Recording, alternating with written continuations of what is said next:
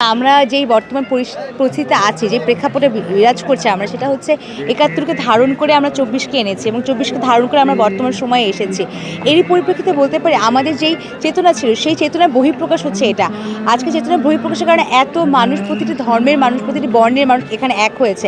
এবং যদি বলি বিভিন্ন রাজনৈতিক গোষ্ঠী আছে যাদের কারণে হয়তোবা অন্য রাজনৈতিক গোষ্ঠীগুলো তাদের মত প্রকাশে এখনও সম্পূর্ণভাবে স্বাধীনতা পাচ্ছে না। কিন্তু তারপরও আমাদের এমন একটা ক্ষমতা তৈরি হয়েছে, আমাদের এমন একটা পরিস্থিতি এসেছে যে এখন আমরা আমাদের মতগুলো প্রকাশ করতে পারি, সবার কাছে বলতে পারি।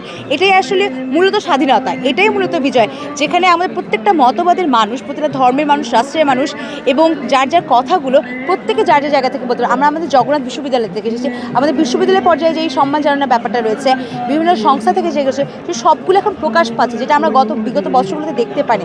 তারই পরিপ্রেক্ষিতে আমি বলতে পারি যে আমাদের যে সত্যিকারের স্বাধীনতা, যেটা আমরা ৭১ পেয়েছিলাম, তারই ধারাবাহিকতা প্রমাণ হচ্ছে ২৪ এবং তারই বহিঃপ্রকাশ হচ্ছে আজকে আমাদের সবার এখানে আসা। ধন্যবাদ। Thank you.